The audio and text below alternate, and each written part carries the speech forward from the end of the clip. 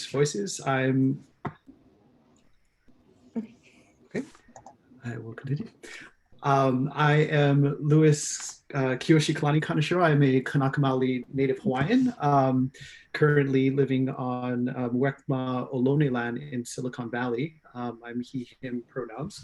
I recently took over the Listening to Indigenous Voices team, and I think the team was actually started because I had a number of questions when I first joined about a year and a half ago to the Silicon Valley chapter. And my main question was, what is the Native Indigenous viewpoint on Citizens Climate Lobby? And I think it generated a number of questions, and the Indigenous Action Team was sort of formed. And so we're pretty small, but we tend to have Indigenous speakers that talk about an Indigenous Native perspective on climate change.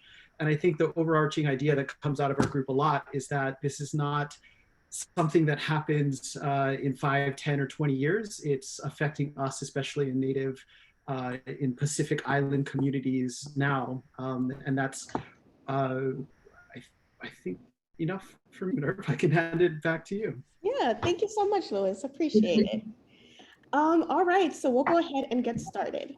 I'm gonna go ahead and share a series of videos. They're gonna be 3 videos that Louis so graciously recommended, and they're really amazing, very insightful. And then as you're watching these videos, I kind of wanna actually post a series of questions to think about, because after each video, we'll be kind of going into a discussion about it. But here are some kind of like questions, and let me post it before I continue so I can keep my train of thought. There we go. That we can talk about after each video. So let me go ahead and there we go. I have so many tabs open, but that's okay. Alrighty. So please let me know if you can hear this. A JF form phone, we put twice the Yes. every single. Yes. Skip the ad and they're all 7 minutes long, so since time immemorial, that's when the polar ice used to reach us. Gulusik, the mother ice. Gulusik was the one that set the winter, and it brought with it abundance of whales, seals, marine mammals. I started going out in the ocean with my dad about 6 or 7 years old. We couldn't wait to go out to be with the elder men and base the ocean. My dad taught me how to hunt and fish when I was a very young boy. He took me away out in the ocean and he taught me how to ugrik hunt. I got scared. I looked up at my dad and he wasn't scared. So I haven't been scared ever since. We would go out roughly 30 miles out from here, and you can hear walrus from a long way. They have very poor eyesight. They can smell you, so you always went, downwind. In the old days, you'd be hundreds on a piece of ice, I always tried to find 1 or 2 that were by themselves. They could be a pretty dangerous animal. And I felt privileged to be out there with my dad and his brothers, to be able to provide for our family and our people. But little did we know this change that was coming.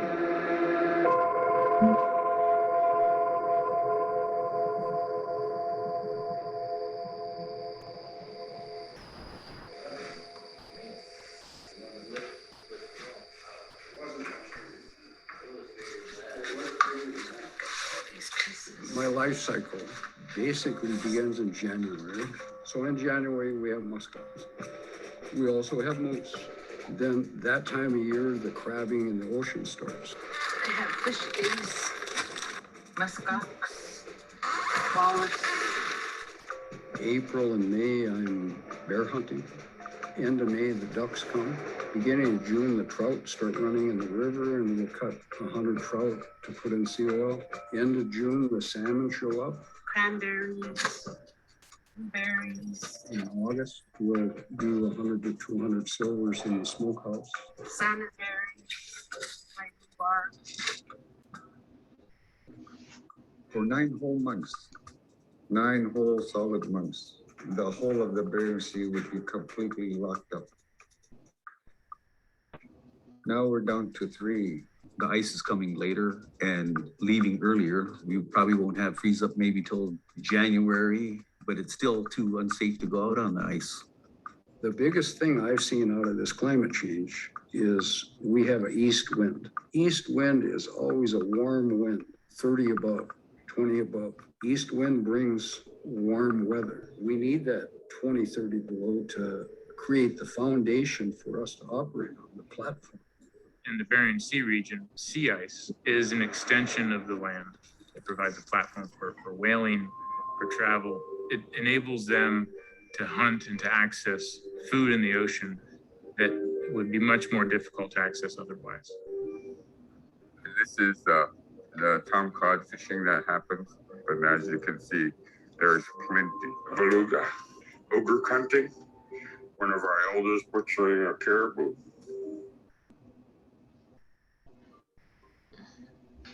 We've lost over 70% of the entire volume of Arctic sea ice. Ice used to be like 8 to 10 feet thick. Nowadays, it's like 1.5 feet, 2 feet thick. Chop a hole in the ice and throw some salmon eggs in there and we pull out trout and whitefish and grayling. But if it's melting a lot earlier, then that opportunity goes away. We can't venture out on the ice, even if it comes up to our island. It's not solid, so we can't risk going out on the ice. Many communities use shortcast ice for whaling, but they also rely on the packed ice. Even in mid-March, I'm looking for ice as far out in the ocean as I can go, and that's not normal. At the Arctic scale, we've lost over 40% of ice extent in the summer. 2,000-pound animal, to try to pull them up on the ice with the poor guys. It's so much easier to go after them while they're on the ice. It's getting more dangerous to go get them. Walrus has been our most powerful ally for survival. The tusks were used for tools, hunting, harpoon heads, spear heads, arrowheads, and the skin was used for female walrus skin was used for skin boots. 1/2 ton of meat, blubber, and food, and that'll feed a whole village, man.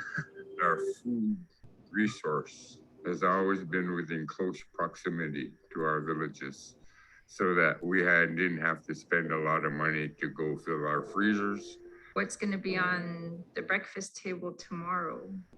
In a week's time, will we have enough food to feed our family, to feed our community, to feed our children, our elders? The other thing that the ice provides is a platform for sea ice algae. When it forms in the winter, it's like a playground and the living playground for a lot of the plankton and the zooplankton.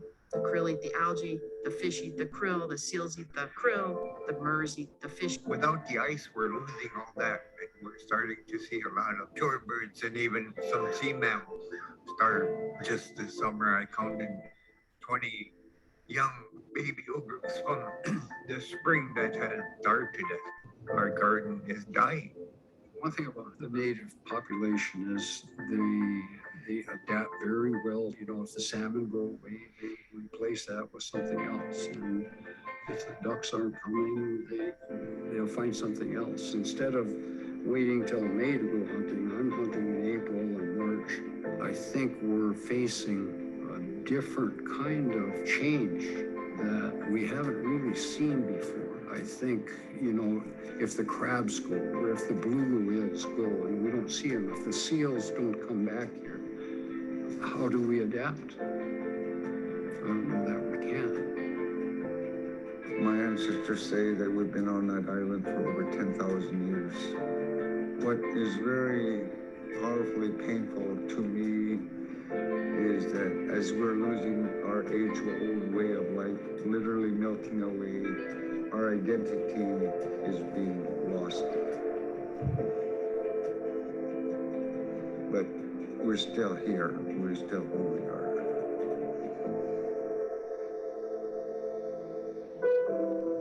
Okay, I'm gonna pause it. Oh, wait, there's still background noise.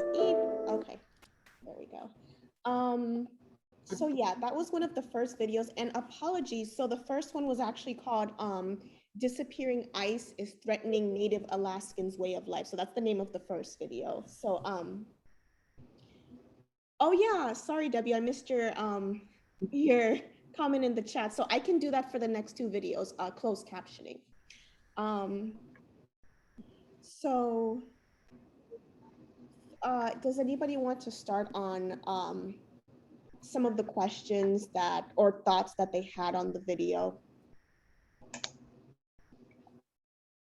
And I can go ahead and actually start too. So like one thing that stood out to me was how there was the metaphor of the ice melting away, but while the ice was melting away, their identities was melting away along with it. So like it leads to land displacement, and it results in not just like members of the community being driven out, but the stories and the traditions and the lifestyles that tie them together are also melting away. And so that just leads to a lot of generational loss in terms of like stories, tradition, even language, you know, and it's something that every little detail affects what's happening to them. So yeah, that's kind of my thoughts on that. It was a really heavy video. Yeah. Anyone else like to go? I felt like the ending, we're still here and we are who we are. I think I just paraphrased that or messed it up. Sorry if I did, but it was just so beautiful. It spoke in so many ways. I think it's a video that's so heavy, as you said, Minerve. Like it takes a little while to process it and take it all in. But I mean, it was really powerful. Mm-hmm. Thank you, Priscilla. It was. I also want to add, I'm sorry. Go ahead. Okay. Yeah, I agree with Pintella. It's a very impactful video. It makes you think of the balance of what we do of, you know, commercial fishing and things of nature, where we're gonna decide where to find the middle and understand how economic and climate change ties all in together. So it was very impactful, very emotional too for me. Yeah, it was. It really was. I had to like pause a couple of times the first time I watched it because I'm like, wow. Like you see the headlines, but you don't really see who's behind the headlines. So I think PBS did a really good job at like showing that. Was it, and did you say that Lewis had recommended these videos? Yeah. I'm very curious what made you choose this one, and whether it's because like there aren't that many, but I assume there are many, and so what made this one resonate? Sure, Debbie. For one, being a Pacific Islander, a lot of our speaker series has been about Hawaii or the Pacific Islands, and the immediacy for us is clear, right? If you look at CP26, you have Samoan, you have Tongan, you have Kiribati leaders that are saying, we are not going to be, we are the first cultures that are disappearing due to climate change and rising sea levels, but we are not going to be the last. And so it was through that I started looking for other cultures and other speakers, and I actually reached out to a number of Alaska natives, Athabascan, Siberian Inuit, yes, that's right, Siberian Inuit, Aleut, and my wife also grew up in Alaska in Eagle River. And so I knew that these stories existed, and the immediacy of what's going on in the Arctic. And we all know the statistics. It's, you know, the fastest temperature differentials, you know, Greenland, you think of glaciers, you think of polar bears, but I was actually looking for that culture that was disappearing, and that immediacy. And I think that's something that a lot of culture, a lot of people in the US, just kind of typical consumers in the United States, in Westmoreland and Silicon Valley, like we don't see that immediacy. We think this is 20 years in the future. And so I actually went looking for a video, and I've on kind of all areas, not just, you know, kind of Alaska. And I literally had sort of, you know, I'm a guy, so I shouldn't be crying, but, you know, I had sort of tears in my eyes, not only with this, but for this 3-part series. 7 minutes long was kind of perfect. A lot of things resonated even with this one, you know, 10,000 years of culture disappearing. You're seeing even her shirt. Subsistence is life, you know, subsistence living is life. Your identity, your culture, your language, your stories, your elders, which will come up soon, are all tied. And I thought it was just well done, but scientifically kind of quantified. And so that's why I thought this was great as a discussion point, I think.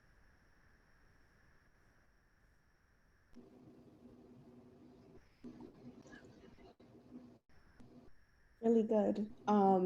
And really powerful. So yeah, I'm super happy that you found those. I like went on PBS's Terra and even subscribed. Like I started like sifting through all of their videos because the way they did the storytelling, marvelous.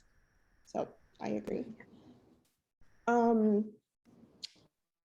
Maria, I had a quick question. So I know that you mentioned something about lost traditions. I was just curious on like whether there's been any conversation on the preservation of those, like. Hi, yeah, sorry, I have my camera off because my partner made me some awesome cheddar broccoli soup. I believe so. You know, I'm in an Indigenous sustainability class right now in my master's program, and we've talked about how there's a lot of youth-oriented programs that are focused on preserving culture for the Anishinaabe people here in like the Midwest. And it was created to actively disrupt the assimilation tactics prompted by like, forgive me, the border schools. Or what are they called? Boarding schools, not border schools, boarding schools. And so their focus is on, I think it's teaching like maple or like tree sap use to youth, and like how to make use of the biodiversity that's like still present in on these lands. But I have to find the video and the resources that I looked at when it was like earlier in the year. But yeah, there are a couple programs that are mostly just like youth oriented. Right. Okay. That's good. Teaching them to, especially the youth, teaching them the importance of like preserving their culture and not letting it like completely die out. But it's always a hard thing to do, so it's not the easiest. Thank you for sharing, Maria. So one of the questions I wanted to ask is from this video, does anyone really relate to this viewpoint, or at least like understand what's happening? Or are there any resources that you can provide? And feel free to like link the resources down in the chat too. I'm gonna be like a Pokemon master collecting them, so I can compile all that information. So if you don't have one on hand right now, feel free to just drop it in the chat.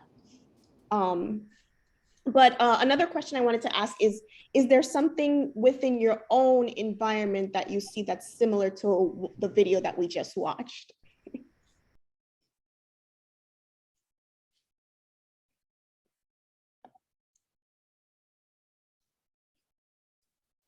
I think this is so unique in the sense that there's not enough conversation. I don't mean unique in a good way. I mean it in the sense that there's not enough conversation around this to where I actually just draw a blank.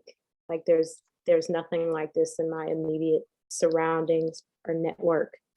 And that's an issue. I think it should be a much bigger conversation. So I'm glad to be here and learn. I agree, Priscilla, 100%. It's not talked about as often enough as it should be. So. Okay, so I will go ahead and move on to the second video. Let me go ahead and find it. When you share it, Minerva, make sure you click those two little check boxes in the bottom on the share screen to share your sound. Might make it. Okay, gotcha. Okay, let me. Yeah, this one. Okay. There we go. So you're gonna have to you can hit new share. You don't have to close it. You can just hit new share. Oh, new share. Yeah. Oh. And this. Okay. If the screen comes up again now on the bottom left, you right. should click share sound and optimize for video. See that? Okay, I see it. Okay, so if you click on those and then share. Okay. Oh. Did you do it? This Yeah. And let me do the. There you go. Yeah. And then you can mute. Okay, perfect. Thank you. You're giving me like a whole tutorial right now. Okay. Feel transparent. 'Cause I can tell fair. when you're sharing sound.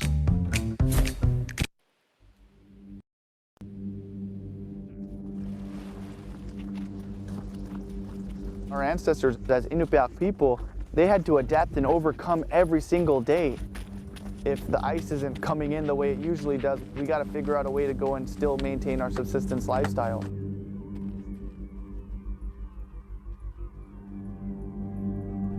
Rural Alaska has the highest rate of suicide per capita for the entire United States. I lost 13 of my basketball teammates and classmates to alcohol-related deaths and suicides. I went to that dark place in my life. That's when a kid said, hey, you should try out for American Ninja Warrior. More than 40,000 applicants.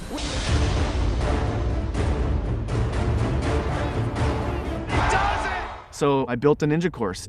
Relocate, you know, it's only accessible by plane or boat. You can't just go to a Home Depot or get materials. Went walking down on the beach and just picked up logs and turned them into Ninja Warrior obstacles, and that was my training ground.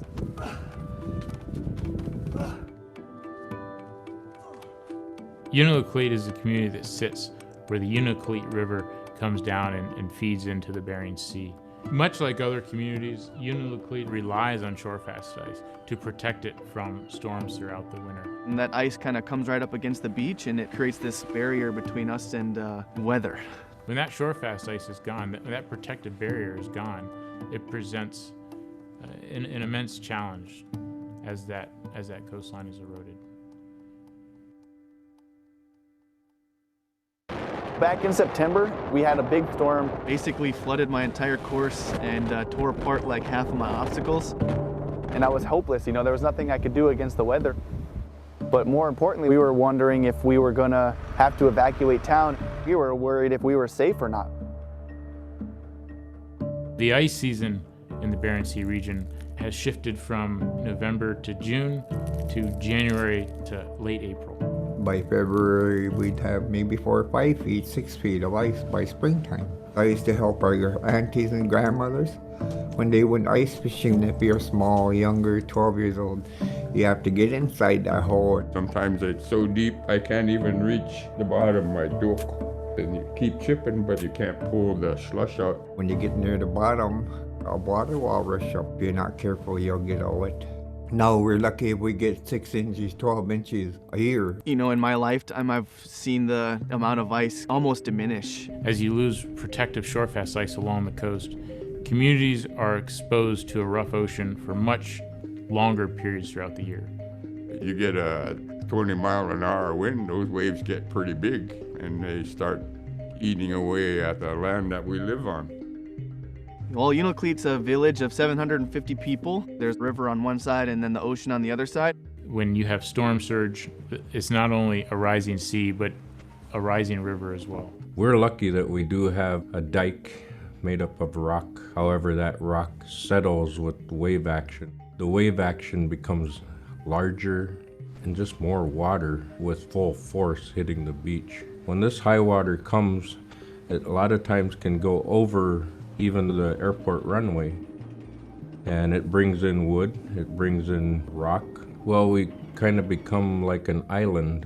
We're surrounded by water. There are communities all the way from the northern side of the Seward Peninsula all the way down to the Aleutian Islands that are facing extreme rates of coastal erosion. Beaches are kind of washing away. We're seeing a lot of landslides. We're seeing a lot of sinkholes.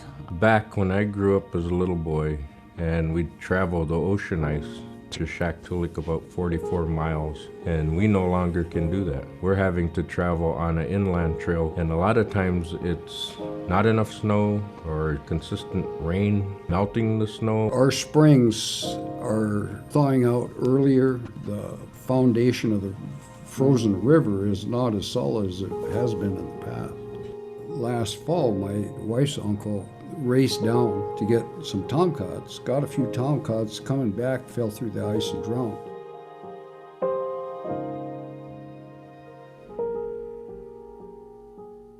I need to haul wood earlier in the winter instead of late in the spring like we've been doing. Sooner or later, our lowlands may get flooded out. You know, moving out of here, it just has never been an option for me.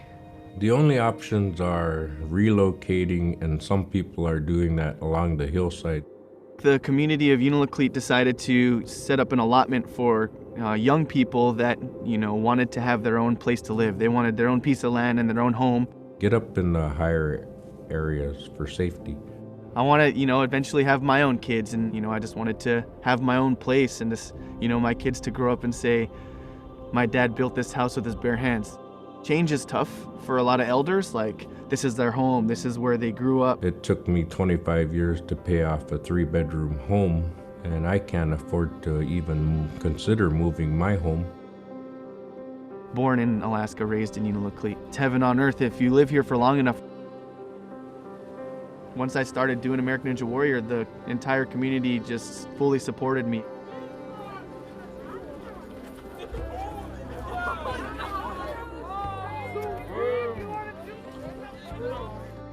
Here I am auditioning and sending you guys a video, so pick me. The producers of the show loved it. Quickly through these first 2 hops is a wild ride. Nick Hansen, go on with your bad side. It turned into this crazy phenomenon.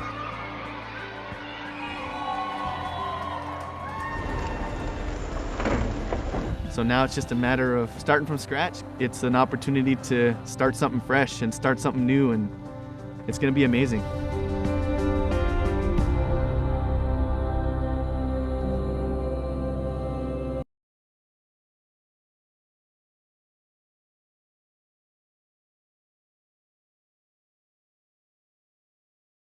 That started by accident.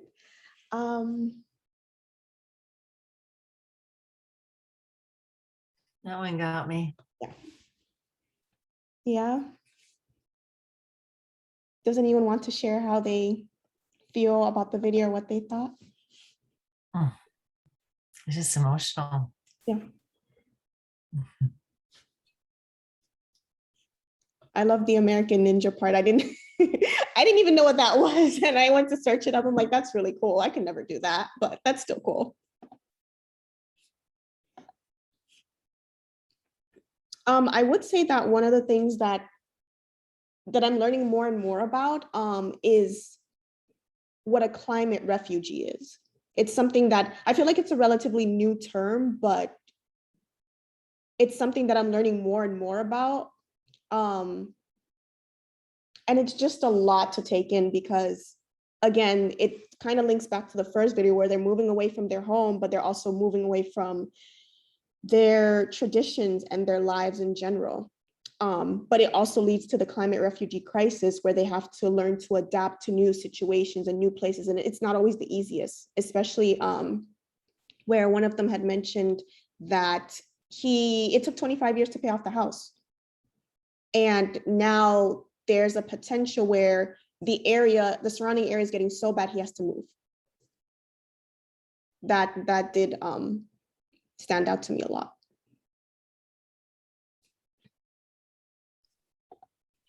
I mean, that's totally what got me with that was the fact that like, he had nothing to do with this crisis. And now he doesn't have the resources to just up and buy another home after he spent 25 years paying off his home. And of course, that's where his community is. And that's where his people have lived for time immemorial. And it's happening right now. I mean, it really makes me feel a lot of despair, honestly. And I couldn't believe how upbeat that the Ninja Warrior was at the end. It's like, I'm going to make something new and beautiful for my kids, like, wow, that's amazing. But I do admire it, like just to stay optimistic throughout the whole entire situation. Like that's that fire that still keeps people going. I love it. Yeah.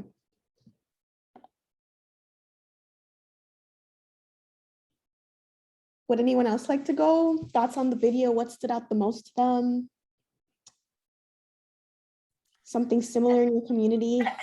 Yeah, the physical power of that gentleman's, I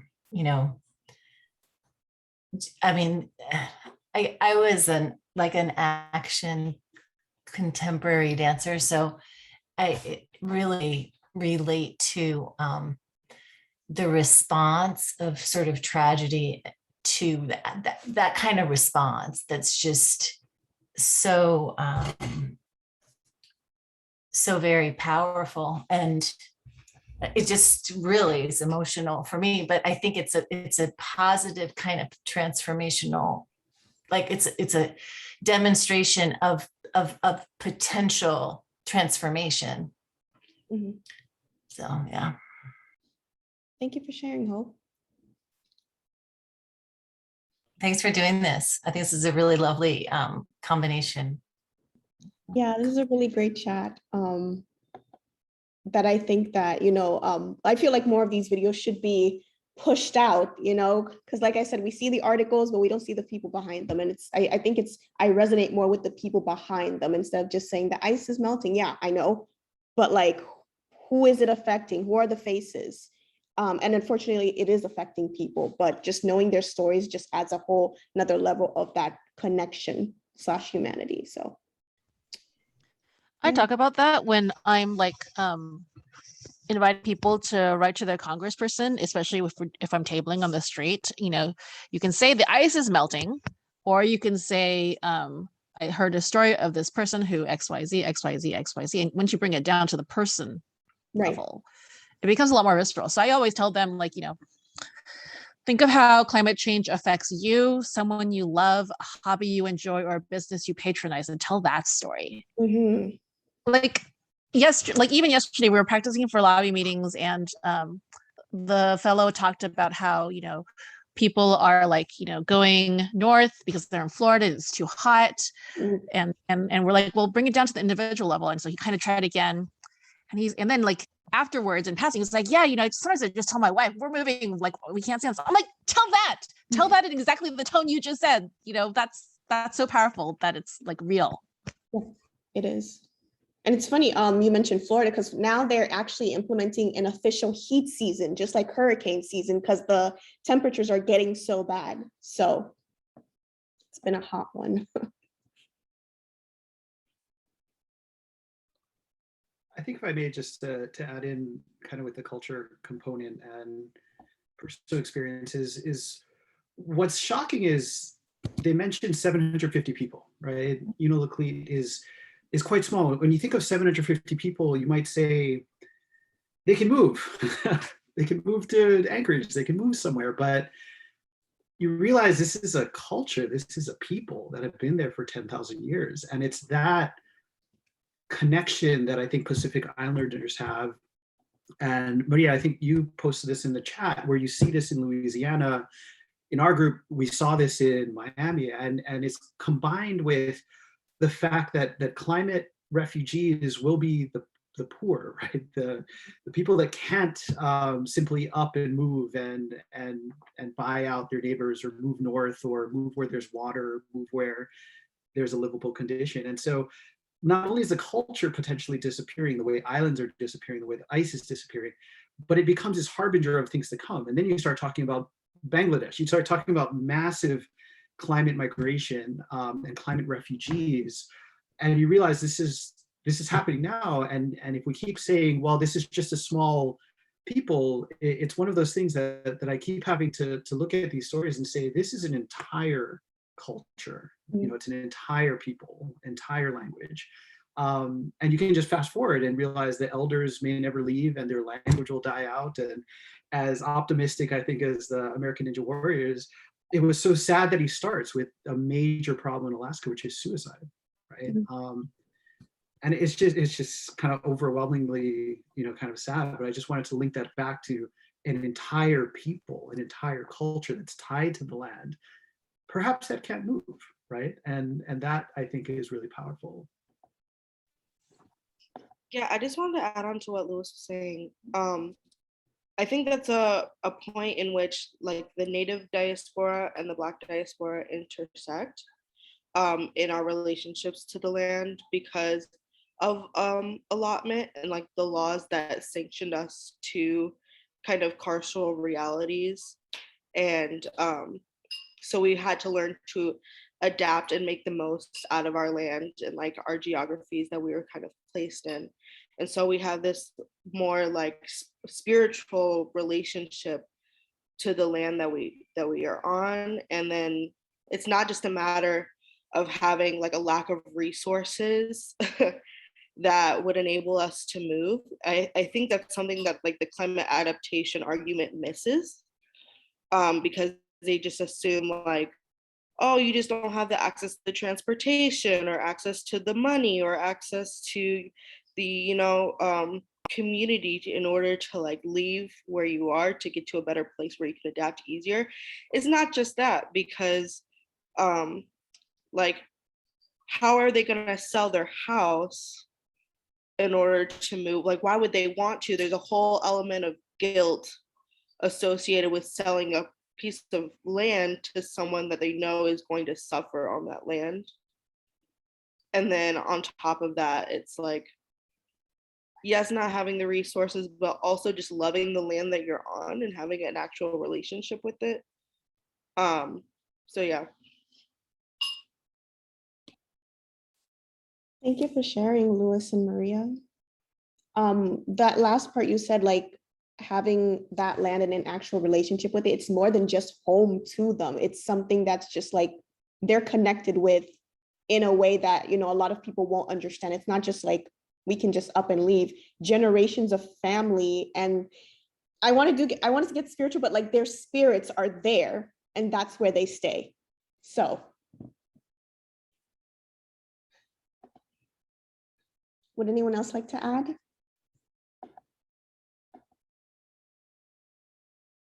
All right, I'll go on to the third and final video.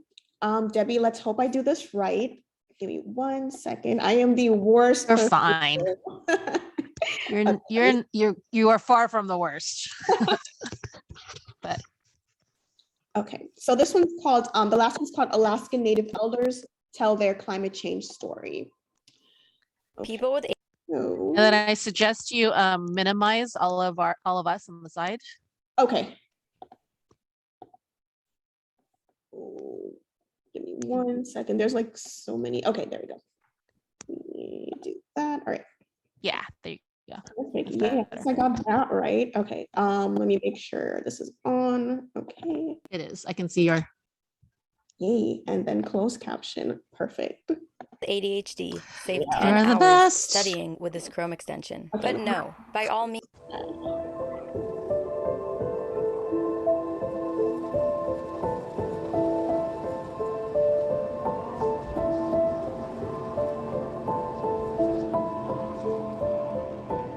I've known the Unalakleet River probably ever since I was a little boy. I've traveled 40 to 50 miles up that river. I'm a commercial fisherman and a hunter. I hunt and I fish for my food to put on the table, and I love it. I'm Jerry Ivanoff, born and raised in Unalakleet, Alaska. I fear not for myself, but for the future generation. The lack of ice, the lack of snow has an effect on the animals and the fish that we depend on to live.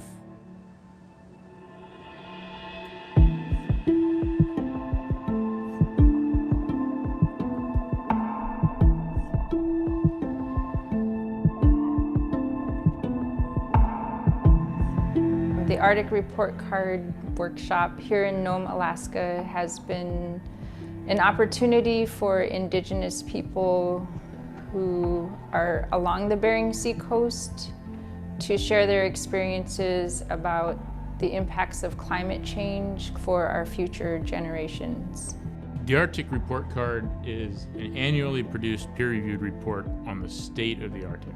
The annual Arctic Report Card says the pace of sea ice decline and surface ocean warming is unprecedented. U.S. government scientists say there is an unparalleled period of warmth in the Arctic. This year, for the first time, we are including a chapter on the Indigenous perspective. Specifically, it will be a chapter focused on the changing Bering Sea. I think observation is very important My grandparents, they taught me how to look in the sky and observe the clouds.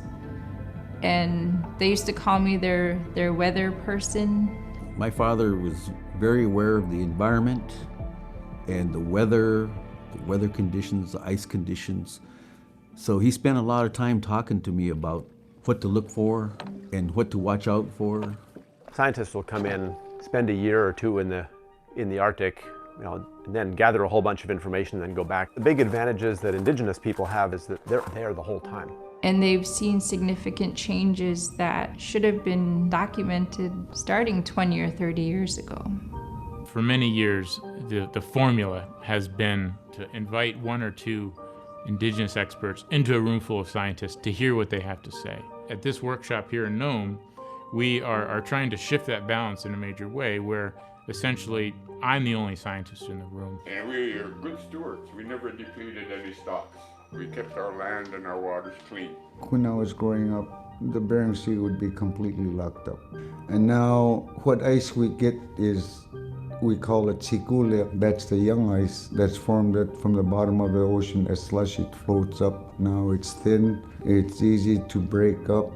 We need the ice, and with it diminishing, our walruses are in danger. Even the whales that I depend on are in danger. We have frequent storm surges, flooding, hotter temperatures, not only in the air but in the water, and it's affecting the well-being of fish, plants, and animals. With the water being 10 to 15 degrees warmer in the Norton Sound, I caught so many belly-up fish in 2019 I've never caught before. My nets actually were totally stinky.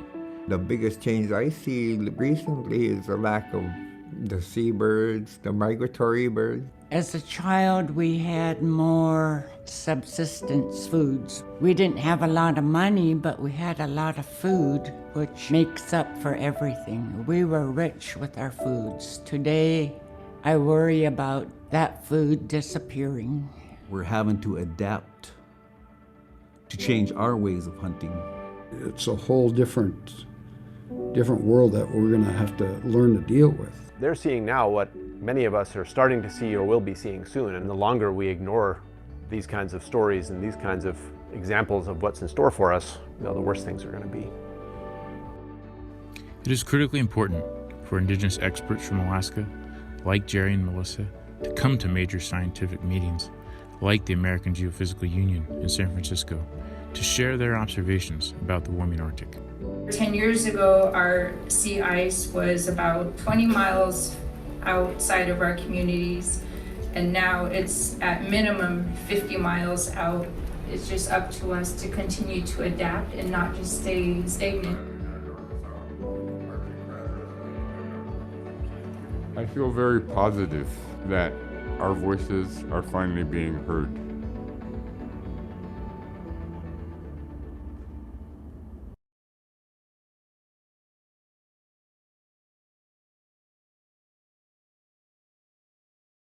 Alrighty, and that was the final video titled Alaskan Native Elders Tell Their Climate Change Story. Would anyone like to talk about how they felt about this particular one? I know they were all super heavy, but I did like how this one ended off on a really positive note in that he's still, he's hopeful and optimistic, and that their voices are finally being heard, which is unfortunate. Finally, it should have been happened, but now that these conversations are finally taking place and we are learning more about it. I agree, Maria, 100%. Because when you look at it, like learning about land displacement and climate refugees, the first ones impacted yet silenced more are BIPOC communities. And it's like, okay, well, it's now we're finally learning about this, but it's been happening.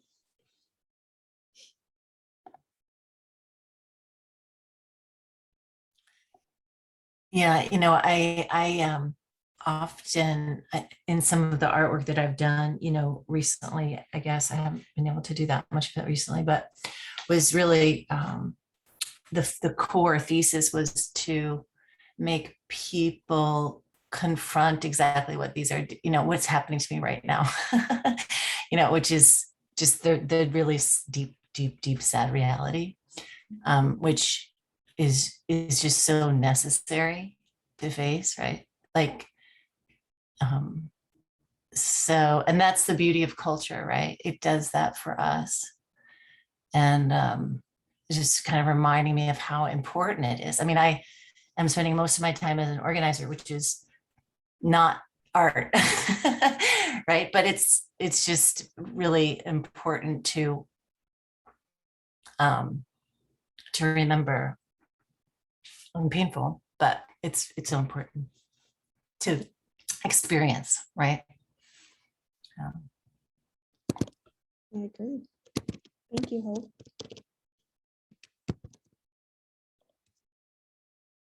I agree, Callum. Yeah. If they were heard sooner, because we do have a lot to learn. I think that one thing that also stood out with me was when she mentioned that, they didn't have a lot of money growing up, but they were rich with food. And as someone who also didn't have a lot growing up, we always had food, and that provided a sense of warmth, everything was still going to be okay despite the lack of some resources. We had that, our bellies were full, so we're good, we're happy. And now that that's disappearing, it's just really alarming.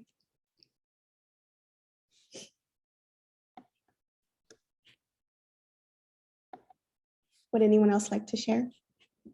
And I'm also going to post down the resources sheet that I've been talking about so much. I just started it around June, actually. But this is a totally collaborative sheet that anyone can add any resources to, because we come to talk and conversate about this. But if anyone has any further resources that can kind of help with the conversation, or kind of get our minds clicking with some solutions, which is always great, because I know we don't have all the answers. That would be great. So please feel free to link it down. So I guess the other thought I have is just I'm thinking about how do we get all those voices heard, because that's just one tiny example. Imagine all of the people who need to be heard, and how can we amplify those voices? That's a good question. I actually have an idea about that. The State Climate Policy Network. So I'm working for Climate Exchange Maryland, which is doing climate pricing at the state level.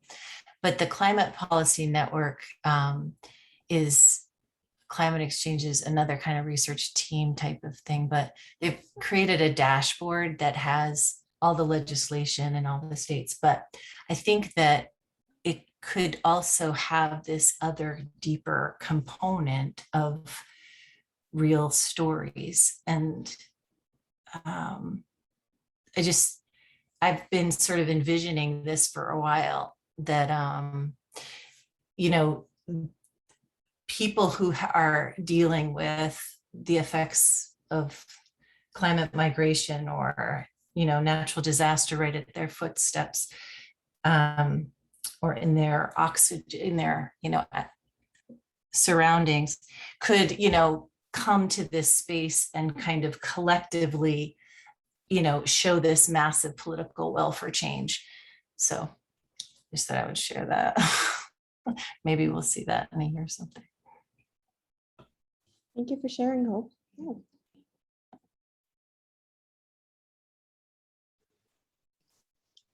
This is Debbie. I think the other thing is, something I try to do is signal boost when possible, be aware of these issues, and share it with the people who I don't think are listening, but also whenever possible, pass the mic.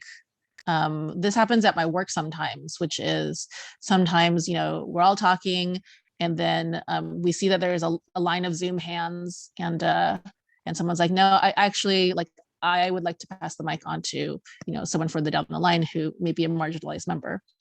But just finding these opportunities to use the power and privilege that I have as someone with like, you know, upper middle class education who like fits into the mainstream society, use that privilege to shine the light elsewhere whenever possible.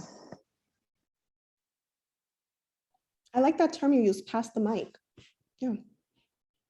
I think that's something we can all, you know, think about when it comes to giving voices to the underrepresented. Thank you, Debbie. Cede my time.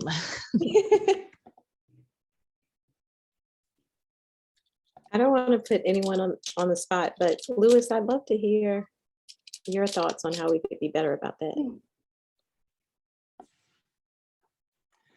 I think it's a great question, Princella. It's something that happens a lot. And so, Debbie, when you mentioned upper middle class and educated, I think my personal story is my mom grew up, so the Native Hawaiian Kanaka Maoli component is all on the woman, female, kind of the woman matriarch side. I'm also Black Cabo Verdean, and so that line is fascinating, and yet, you know, kind of escape freedom to Hawaii, where there is, you know, slavery is outlawed and things like that. And so what's tough is that line had nothing. And so all the talk of food insecurity, if we want to get into things like, you know, everything that comes along with poverty, is very difficult. My mom grew up, not to get too much into it, but, you know, without shoes, without, you know, footwear, and all the canned meats you can think of is what she grew up on. And she lucked out in education, right? And so she was able to get educated through a Native Hawaiian high school, and that kind of education component kind of set us off. And so I thankfully kind of grew up middle class, but had the same kind of education advantage that I leveraged to MIT, and then to Stanford for graduate school. And what's interesting is, as a Native Hawaiian, I keep kind of thinking back, look, I'm a couple of lucky guesses on the SAT to get into a place like Stanford and MIT. And I always want to do exactly that, pass the mic. You know, I don't, right now, I'm kind of in that position in Palo Alto and Silicon Valley, where the climate change, I could see very easily how this could never affect me if I chose it to, right? We could always move, we could always be ahead of the curve, we could always, even the fact that we're having this conversation, I say this in listening to Indigenous voices, is that it is a privilege to think about climate change in the future, because everyone that, and literally everyone that I speak to back in Hawaii, they are focused on food on the table. They're focused, with tourism's collapse due to COVID-19, of unemployment. We're looking at how do we keep people housed and not living on the beach, or moving to Vegas, or moving to Florida to basically become, you know, climate diaspora. But we wouldn't say climate, we would say economic, because that's where it is. And so it's been actually very difficult, because what I'm realizing is that listening to Indigenous voices only came up because I started asking questions in the Silicon Valley chapter, and I started looking around saying, where are the other, you know, natives? Where's the Indigenous voices in this? And I realized it is a privilege to think this far out. And so that's been the difficulty. And what I'm realizing is that a lot of people, a lot of underrepresented people are really struggling day to day. So even if you pass the mic to them, it's difficult, because we do have climate migrants, climate refugees coming from Micronesia, coming from Kiribati, that are overwhelming the healthcare system in Hawaii, for example. And so what it means to pass the mic is literally passing the mic to a houseless individual living on the street, you know, and she may not have internet connection. She may not have the time. She may need to be paid in order to speak. It is extremely difficult. And so I think just that collective understanding that thinking about climate change is a privileged experience. So how do we democratize that? So I got really into online education, for example, at MIT OpenCourseWare, an educator in Udacity, Stanford Center for Professional Development.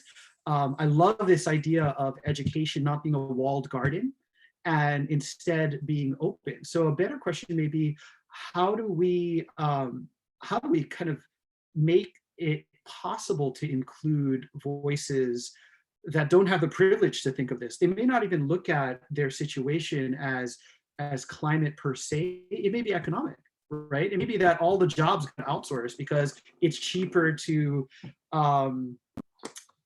manufacture or produce as farmers in places with better rainfall. And we did have a regenerative farmer, up. I apologize for this. It's past my dog's dinner time, so they're a little bit. That'll be good. No, please, Mac. And so, so that's what I would say. Is it is very difficult, and I think it's actually tough to pass the mic to someone in the line when someone in the line may not even be there, right? And how do we include those that are impacted, immediately, but may not even have that economic flexibility, that kind of privilege that we have here. If I can add, like when COVID started, and some people are struggling and some people are losing their jobs, I belong to a transportation coalition of downtown businesses, and they were talking about how can we use this to better serve our our interests. And luckily their values aligned with mine, so I was like, okay, how? But they were already planning, they had the bandwidth to plan on how to get out of COVID better than they went in. And some people didn't have that bandwidth, and it was just shocking to me to consider, not shocking, but it was just very eye-opening to see some people have the bandwidth to take advantage of COVID, and just the difference that is. So I had another thought, but I forgot what it is. Thank you and thank you, Maria, for pointing out also that sometimes passing the mic just means more work. Yeah, thank you for that perspective, Louis, and thank you for sharing as well, Debbie and Maria. I know it's 9 o'clock, so, well, in my time, so we're pretty much at an hour. I wanted to open the floor up to anyone else who had any final thoughts. I think this was a super amazing meeting. I was super psyched for it. And thank you so much, everyone, for joining. But yeah, leaving the floor open to anybody for any final thoughts or anything like that. I have a pitch. If you are lobbying, or if you know who's lobbying, or if you're ever interested in lobbying, there's going to be an open mic reception on Thursday night, Susan. But they're inviting new lobbyists who lobbied this week for CCL to come and speak. It's very inspiring. I love it. It's my favorite part of the conference. I'm glad they're doing it again, but come check it out. Ooh, is there a link for that? And good point. There will be a mic there, so let's make sure that people have their hands on that mic who need to. I mean it. Is there a link I could find? I'm pretty interested in that. Oh, thank you. Susan will find it. Oh wait, Oh no, this isn't a link to, this is a link related to what Debbie was saying about community capacities. Thank you. Oh, okay. It's a article. Sorry. Oh, no, that's fine. Thank you. I'm gonna add that to the sheet. But thank you so much to everyone who joined. Thank you so much, Louis, for joining the meeting and providing your amazing insight and collaborating. And I really appreciate everyone for coming, being here, and being a part of this conversation. And learning a few new things, because I learned a lot. So, yeah. Thank you so much, Minerva. Thank you. I'm gonna go ahead and